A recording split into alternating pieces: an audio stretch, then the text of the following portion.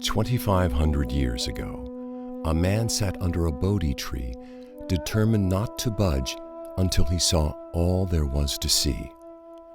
Upon arising, now enlightened, the Buddha spent the next 45 years teaching a new and revolutionary way of seeing the world. The essence of his teachings, called the Dharma, was articulated in the Four Noble Truths, where he taught the path to the end of all suffering. Central to these teachings was an important notion that the Dharma is not just about humans. Rather, it includes all of the beings who share the earth. During the course of this film, we'll explore what the Buddha taught us about animals and our relationship to them.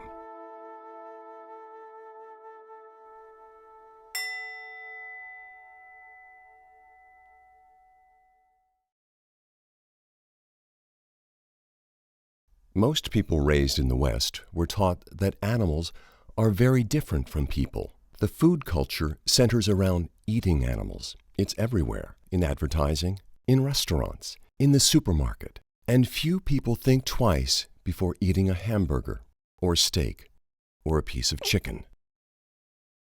The entertainment industry showcases them in circuses, and zoos, and aquariums.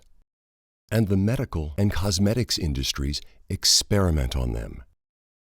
Most of us care very deeply about our companion animals, such as dogs and cats, but we often fail to extend this same compassion to other animals.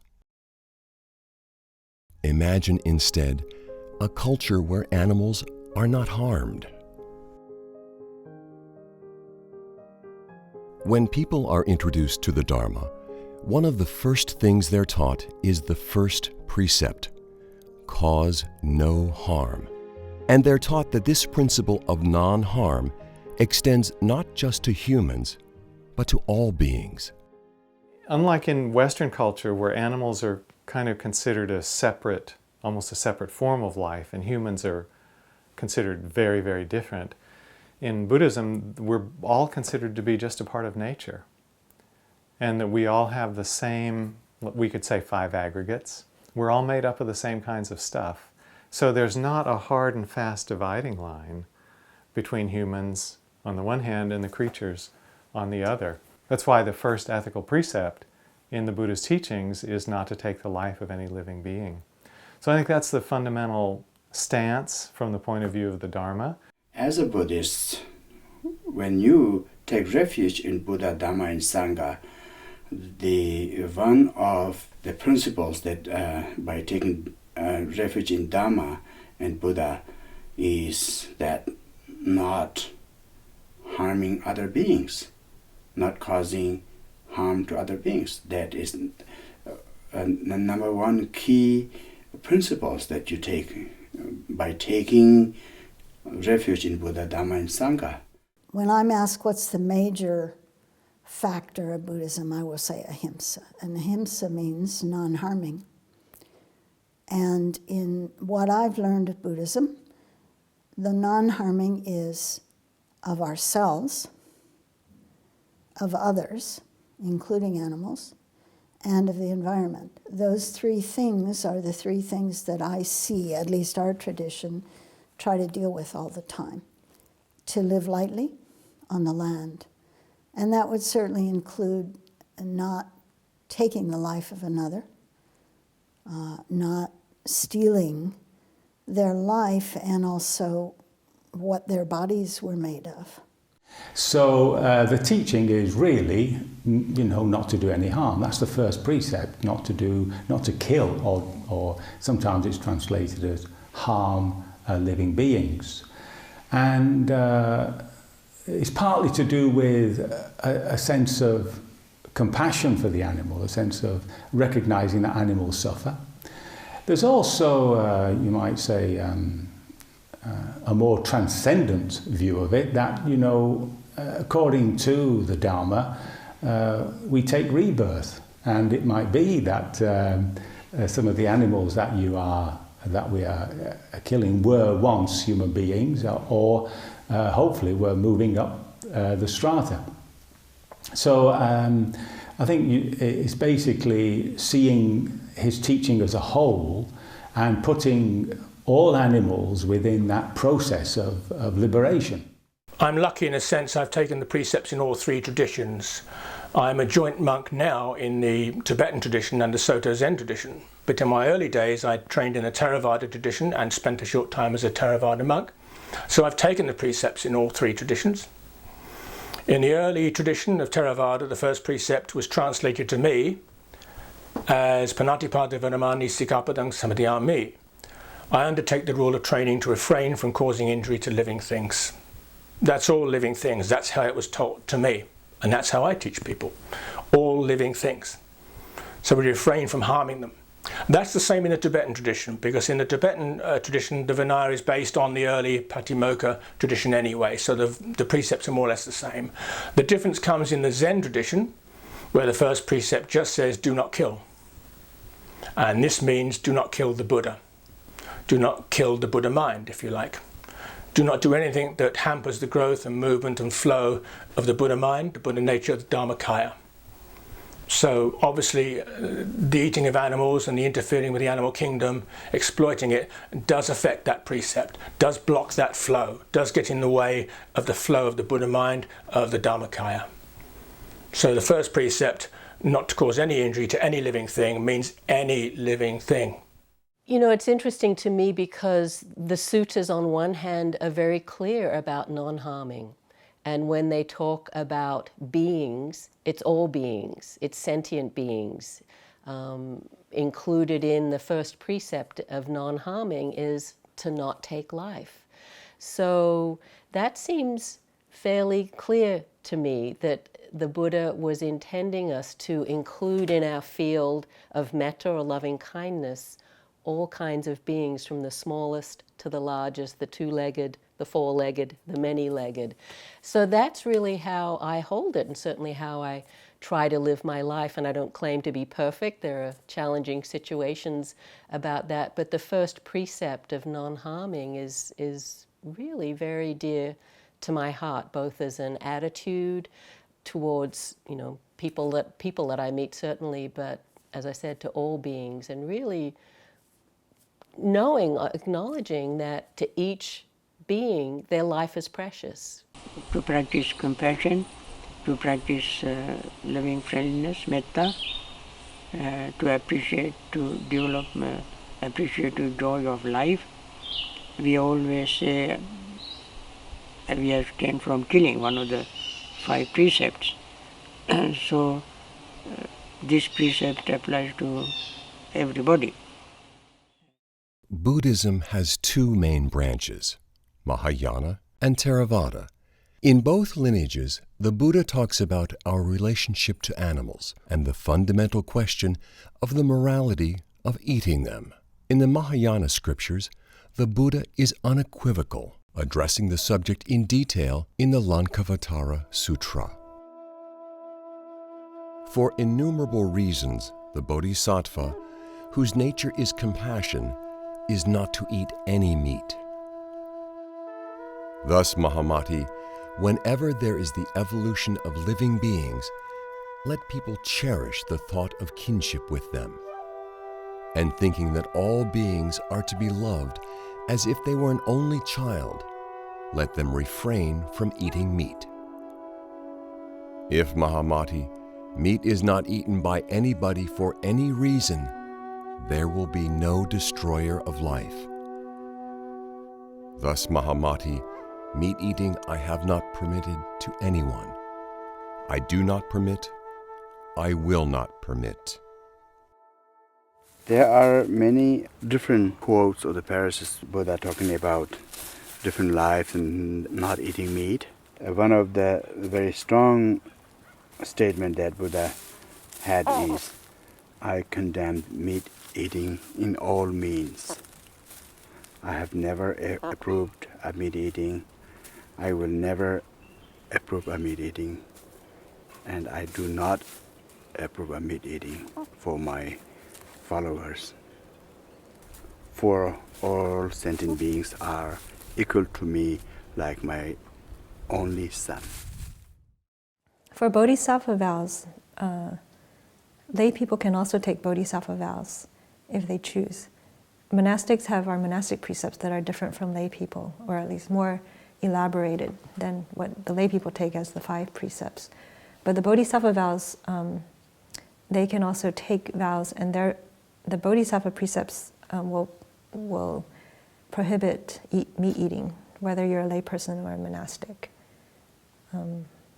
It's very explicit. So Buddha's main teaching is be vegetarian. Main teaching is don't kill animal, don't kill human body, don't kill animals, don't lying, don't stealing, very nice, honest, compassion for other to take care, for how is I can do other to benefit. Only these things remember, he said. The Buddha also addresses the subject of eating animal products in the Surangama Sutra. Bhikshus who do not wear silk, leather boots, furs, or down from this country, or consume milk, cream, or butter, can truly transcend this world. In the Theravadan scriptures, only a few passages address the subject of eating meat. In the Jivaka Sutta, the Buddha discusses a notion called the 3 purities, saying that monks are not allowed to eat meat unless they know the animal was not killed for them. Jivaka, I say that there are 3 instances in which meat should not be eaten: when it is seen, heard, or suspected that the living being has been slaughtered for oneself. I say that meat should not be eaten in these 3 instances. I say that there are 3 instances in which meat may be eaten: when it is not seen, not heard, and not suspected that the living being has been slaughtered for oneself. So one of the monastic rules in Theravadan Buddhism is that monks are allowed to eat meat. And I think that was a very practical thing at the time of the Buddha, as I understand it, because of the simple concept, beggars can't be choosers. And we have these penniless, wandering vagabonds who need to sustain their bodies in order to carry on their Dharma practice. If they went from house to house and said, no, I have to have a special kind of food, no, don't give me that, it would have been much harder for the lay community to support them. So the Buddha said it was permissible for them to eat meat as long as they didn't know, hear, or suspect that the animal had been killed specifically for them. If they suspected that or knew that, then they weren't allowed to eat that meat. So I think what the Buddha was saying is that as agents, we shouldn't, where we have a choice, we shouldn't be involved in that chain of killing. Even though the bhikkhu had not done the killing and someone else had done that, it was still considered improper if it was killed with the bhikkhu in mind. In a modern consumer society, when we walk into the supermarket, one has to wonder, who have those animals been killed for? And as an average consumer, it often feels to me like they were killed with me in mind if I buy that meat. So an updated understanding of that could be in this modern consumer society. By buying meat and fish products, we're participating in that same chain of killing that the Buddha recommended against. And so the rule was made that if you if you didn't kill the animal yourself, you didn't request it to be killed for you, and you are not aware that it was killed on your behalf, then karmically you are pure, because you were just wandering around through the villages collecting whatever people happen to want to put in your begging bowl. But in a situation where actually you are in charge of what you can eat, and you go into butcher shops and you buy meat, then in a way the very fact that you're buying it is saying that you are subscribing to the whole culture which rears meat to be killed for consumption. I mean, they only raise and kill these animals because people buy the meat. If we didn't buy it, that particular industry would die out. That if somebody goes into a market, say on a Tuesday, and orders a piece of chicken, at the sales counter somebody will click some kind of calculator which will determine on Tuesday a piece of chicken was sold, which will send out a message for next Tuesday that we have to meet the same quantity of chickens to satisfy our customer base. You know, so even though when you order the chicken on Tuesday, you're not responsible for the death of the chicken that's providing that meal on Tuesday, but in an indirect way, you can be sending a signal that next Tuesday a chicken should be killed to provide food for the customers.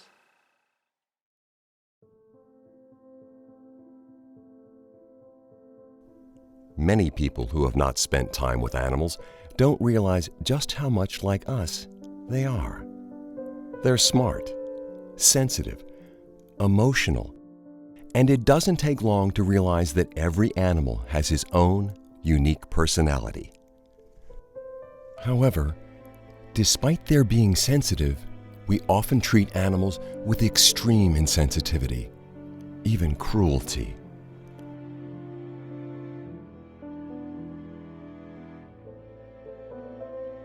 Buddhists realize that all lives are equal in terms of wanting peace and happiness, not wanting pain and suffering. We are all same sentient being.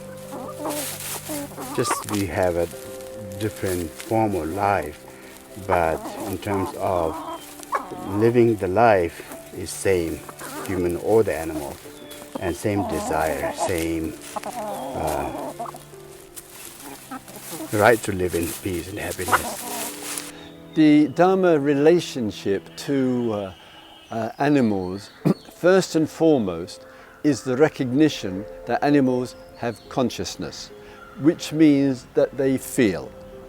Animals is like ourselves. They also appreciate the kindness. They also fear of death and avoid sufferings, and also desire for happiness.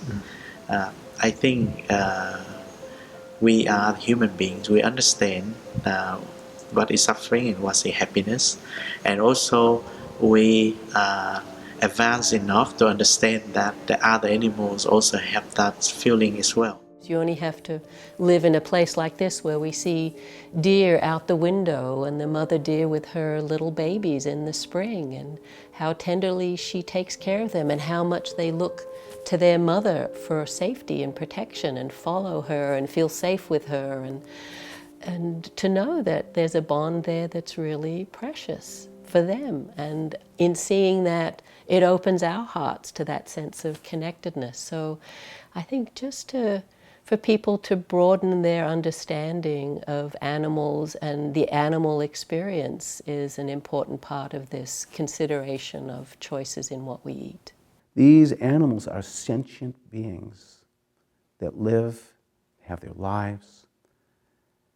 And so I want to be able to treat the animal world with great respect, with great kindness, and that they have just as much right to be here as any other being. For most of us, besides our companion animals, our main relationship to animals is the food we eat. Yet because the process of food production is hidden from sight, it's easy to avoid the connection between the food on our plates and the animal she once was.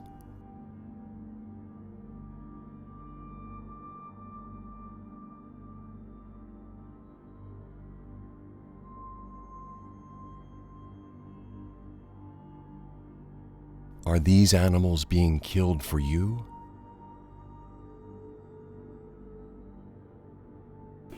And normally people have no idea what animals go through.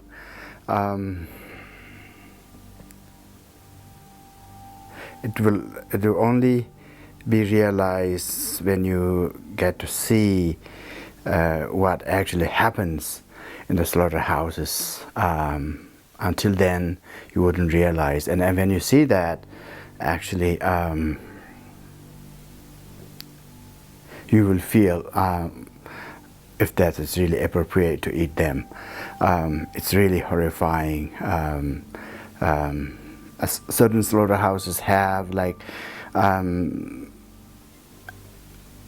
the entire animal that they are supposed to slaughter for the day are standing in a corner out there, and then the one by another being slaughtered in front of the rest of the animal. And then you can imagine how terrifying that experience would be. Imagine yourself being out there and all your friends and colleagues are being slaughtered and you are in the line, just a step away from that terrifying thing. According to most religion, talk about hell like most horrifying suffering realm, but I can't imagine there is something more horrifying and painful, so-called hell, than those horrifying experience when you are lined up in the slaughterhouse. Just heartbreaking. So we need to actually see those things so that how we humans are actually causing so much trouble to other fellow sentient beings. It's said that throughout the average lifespan of an American who lives to be maybe 75, he or she will be responsible for the deaths of 15,000 animals, from large to small, on an average American diet. So that's a lot of killing, that's a lot of karma to be responsible for. There's not so much separation. There's an apparent separation between us and other creatures, but actually when we become very sensitive, we can feel that when we see another being in suffering, that we feel the suffering too. So usually this is a very human response. You cannot bear to see an animal killed in front of you or being, dying in front of you. Well, just as I wouldn't particularly like someone to kill and eat me, I don't think any being wants to be slaughtered and killed and eaten.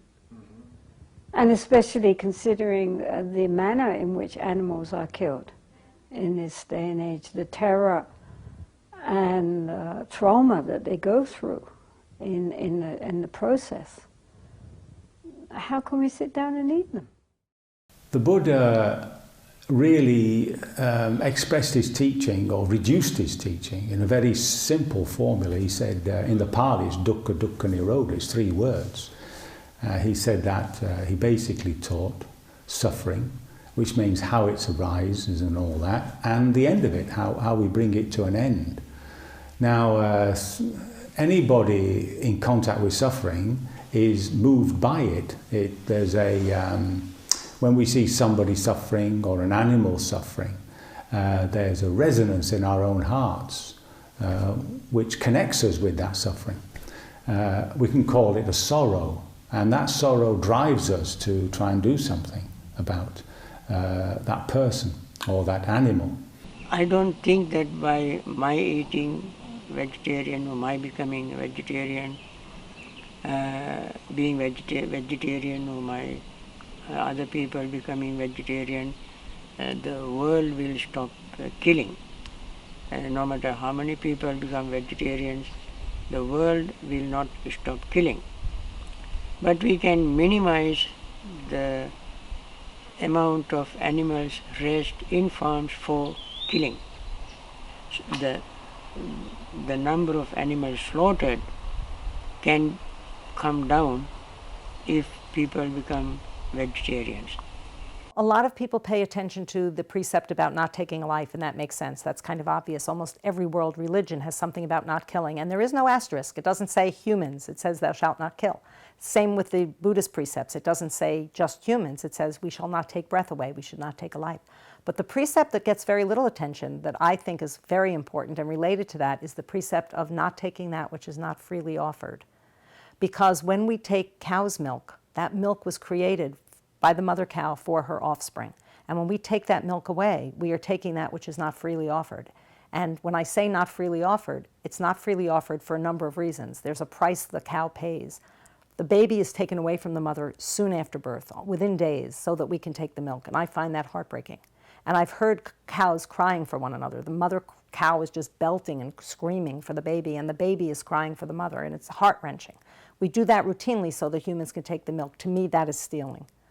Also, we take the life of the cow in that after her production falls and she's not as productive as she was, that's another way we're taking her life, and we're taking that which is not freely given. It's not freely given because she gives her life for the milk industry.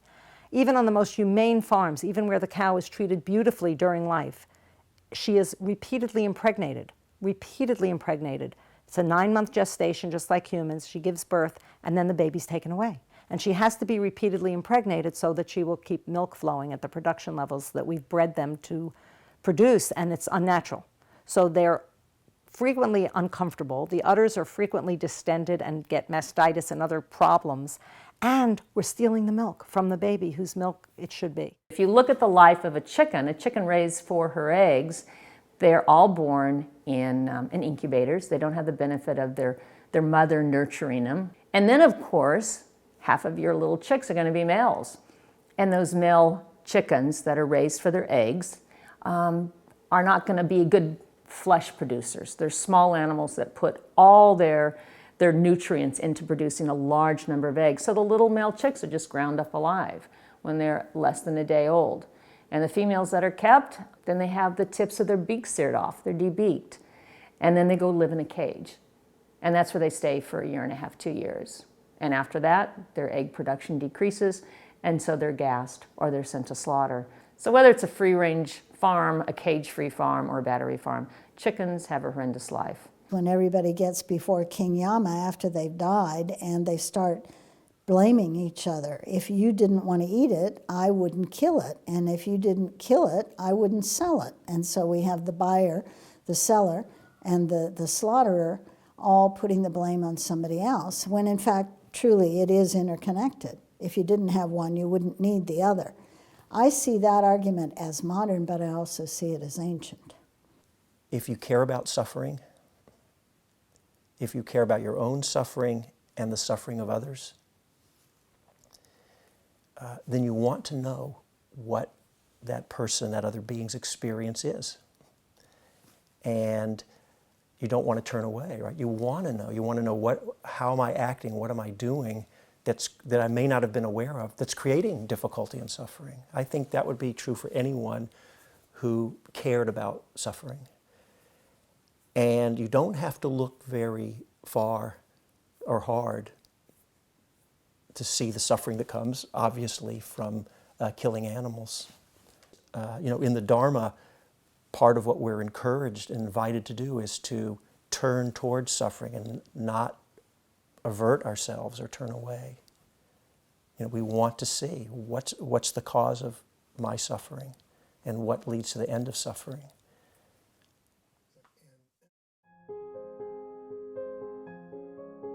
Of all the things we can do to help alleviate the suffering of animals, the most important is to stop eating them.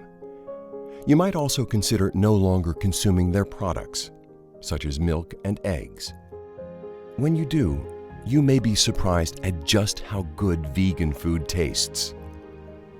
For those who find it difficult to stop all at once, a gradual transition may be easier. Maybe start by choosing one meal a day or one day a week to be vegetarian or vegan. Try substituting soy milk for cow's milk in your breakfast cereal. It just takes 1 second to decide stopping. Now, it doesn't make any huge chaotic change in our life. It's just we eat something else. It's so simple. It can be done instantly. So less effort for the very big result, ethically, for the animals and the poor people, for the planet, for our own health. It seems a sensible mind should say this is not an extremist perspective, this is a most reasonable and compassionate point of view. It's also about the environment that we need to protect. The environment not just about water and atmosphere, greenhouse, but it's also about forest, it's also about other form of life that we need to protect because it's an important ecosystem. So I think vegetarians is a very holistic approach that for us to embrace all that awareness and also the kindness and compassion practice are very much together in a very holistic way. The point with vegetarianism is that in this modern day and age where food is so easily obtained, there doesn't seem to me to be too much excuse to eat any kind of food which has caused pain to another being. I mean, it doesn't seem to fit in with our whole idea on compassion and bodhicitta. Previous to my monastic ordination, I was married and I had a child. I was once out with my son in his stroller.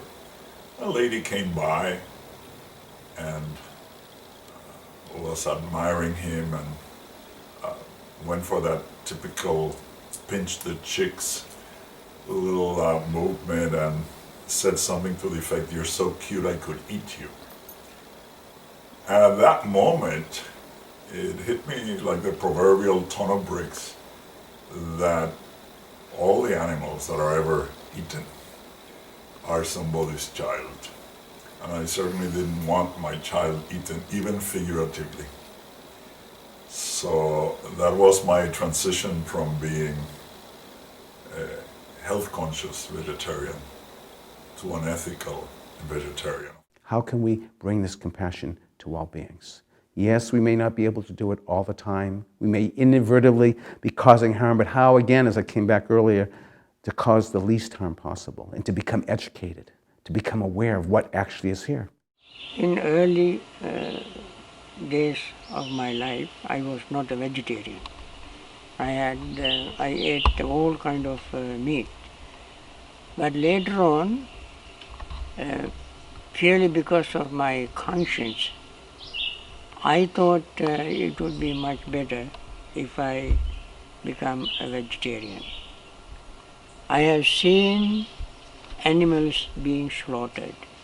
I have seen animals raised for meat in farms and so on. I have seen animals suffering. And therefore I felt a little guilty of eating meat. I have to, when people ask me to talk on Dhamma, I talk on metta, living friendliness, meditation, also I teach. And when people ask questions about meat eating meat, this appears to me not compatible. Yes, I was a monk in South Korea back in the 80s, and it was in a monastery. When I got there, I realized that they were vegan, what we would call vegan. No meat, dairy, or eggs, no wool, silk, or leather, and it really deepened my commitment to being a vegan. The practice of plant-based eating had been going on for centuries, maybe for 700 years, and it was part of the practice of deepening meditation, the idea that it's difficult to go deep in meditation if I'm acting in ways that are not ethical, and harming other living beings disconnects me from the root of compassion and meditative equanimity. We're all raised in a society where we're forced to disconnect from our natural wisdom and compassion. If say I'm no eat meat, 1 year I no eat meat, that's also good benefit. If say I'm 1 month no eating, that's also good. I'm not eating 1 day, also benefit. Then if completely whole life no eat, that's the best. When you do go vegan, not only will the animals thank you, so will your body. It's often easy to find products that are not tested on animals and do not contain animal ingredients. Look for the words, "not tested on animals," or "no animal ingredients," or look for the cruelty-free logo. An excellent book on animals and the Dharma is The Great Compassion by Norm Phelps. If you would like more information, the Dharma Voices for Animals website has a resource page with many helpful recommendations. If you've ever been on a Buddhist retreat, you were probably reminded to refrain from harming insects, such as spiders and mosquitoes, as part of the first precept's principle of non-harm. Try extending this practice into your everyday life. If animals come into your home, consider trapping and releasing them. Another thing you can do is talk to people about our relationship to animals, engaging them one-on-one, or starting a discussion within your Sangha. You can also arrange for a screening of this video. Talking with others about this issue is an opportunity to practice right speech. It's important to always be respectful and make it clear that you are not telling people what to do or judging them. Instead, you are simply asking them to consider this important issue. When people reach this point in their practice where they're investigating the question of vegetarianism or veganism, they really have to examine it from a lot of different alternatives. What foods are they familiar with? What foods are they comfortable with? What foods do they have access to on a daily basis that will really strengthen their body and support their health? It may take some time as they wrestle with the ethical question, as they experiment with their diet, to figure out what's going to feel best for them in the long run. I really think it's important for every practitioner to approach that in an open-ended and pressure-free way so they come to their own understanding about it. So I don't think from myself or my friends who are vegetarian that we have a judging attitude to people as they explore that. The choices we make about whether to eat animals or not is such an important decision, not only for the animals who suffer so terribly, but also for ourselves. The law of karma. Buddhists worldwide should be at the forefront of this discussion. And yet, it seems that no one is talking about this. I'm very grateful, though, to a number of Buddhist teachers around the world who have been recently identifying themselves as vegetarian or as vegan, and also sharing with their sanghas and with the folks in the retreat centers that it's the Buddhist teachings on non-harming and compassion which leads the teacher to deciding not to eat animals. As you know, it's very interesting. I have made a choice due to this, my own sense of the sensitivity of beings to try to cause the least harm and to not eat them. And actually, I don't even wear them. And I don't want to use any products that are part of them in there. But I also know, I wear these clothes, I use a phone, I drive a car, and it could be also part of exploitative labor. I mean, it's impossible, as I said earlier. It's impossible not to cause harm, but how can I cause the least harm? And let us make a conscious choice. So, my dear friends, sisters and brothers, colleagues in the Dharma world, I invite you to bring awareness and let your awareness in these teachings of the Dharma inform you. I've spent a lot of time trying to understand why it's so hard for people to become vegetarian.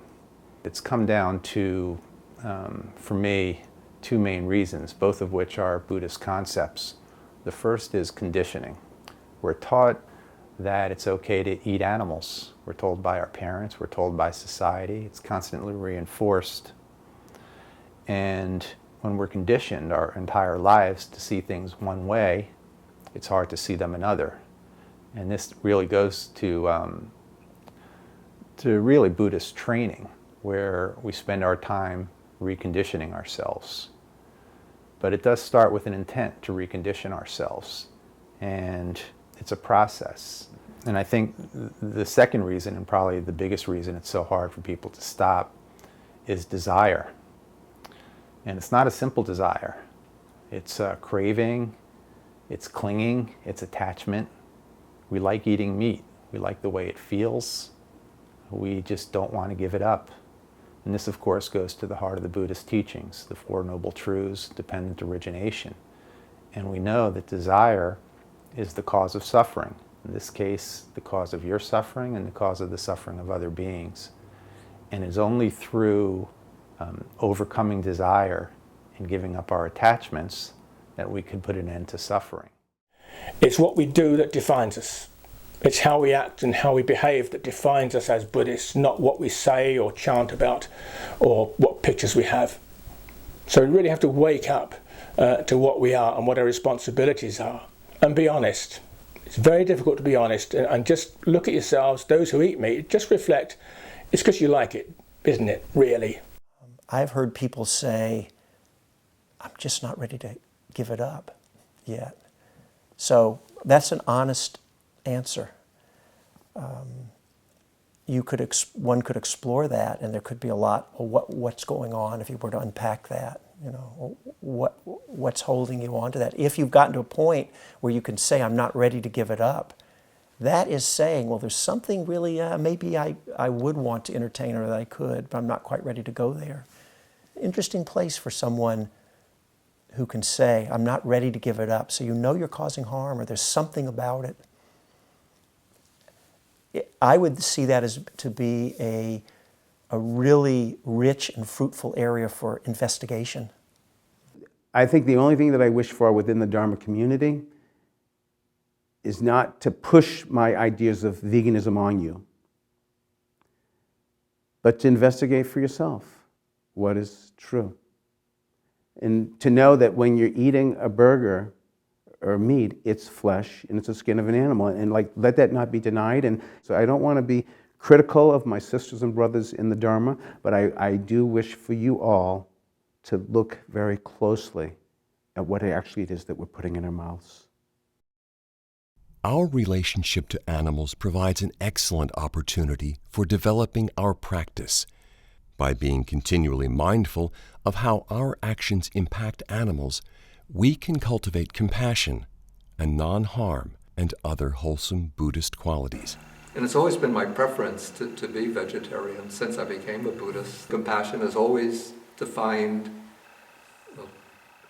very simply with the same fixed expression, which is it's the quality of the heart, or it's the quality that makes the heart of a good person tremble with the suffering of others, and it's the wish to alleviate the suffering of others. So it would seem to me sort of intuitively that if one has this deep quality of compassion, that one doesn't want others to suffer, and one knows that either ordering meat or consuming meat is going to, through some chain of causation, bring about even the cruel upbringing and the slaughter of animals, that out of compassion one would adopt vegetarianism. So that's why it seems to me that if one takes the ethical principles of Buddhism, in my own reflection, and tries to be strictly consistent with them, it would seem to entail an obligation to observe vegetarianism, at least in countries where one does have an option. The heart of the Buddhist path is compassion. That means to value others. If you value others, you value their well-being and you're concerned by their suffering. And so it seems that aberrant to survive at the cost of others' suffering. And so if we can do it, if we can survive, so of course that means the condition in which we can find other types of means of survival, then for me it seems to be a must in terms of Buddhist practice. We are engaged in sharing with our brothers and sisters in the Dharma this understanding that compassion is the highest form of wisdom, and that compassion for all is what we are called upon to have and feel and develop. Compassion, again, is just that movement away from harm to protection, to doing good. It's just a natural process that happens once you refrain from doing harm. Well, to quote George Bernard Shaw, animals are my friends and I don't eat my friends. For the Buddhist community, my brothers and sisters, my appeal for you is that since we took refuge in Buddha, Dhamma and Sangha, and we took the basic principles from among them, number one is not killing.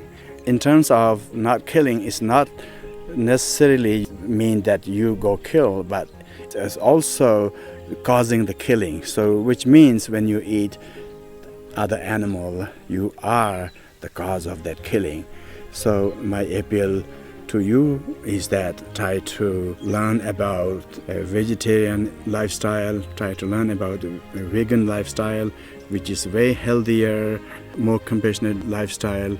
So please try that, because we have taken certain principle before the Buddha, Dhamma and Sangha, and if we don't follow our principles, then we are just named Buddhist. So try to live your belief, live your faith, and try to put Dhamma into your practice. For all of us, none of us are going to be perfect. We're going to have places, but what happens is our awareness and our deepening and our ability to actualize the first precept of non-harming, it grows as a fruit of all the other parts of Dharma practice that we're doing.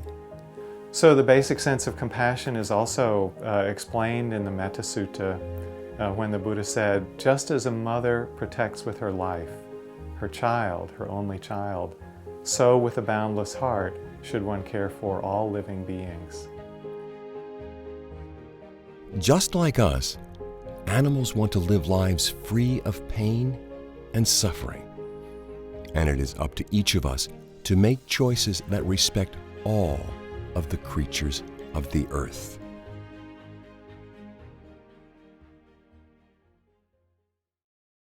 May all beings be happy. May all beings be safe. May all beings be free from suffering.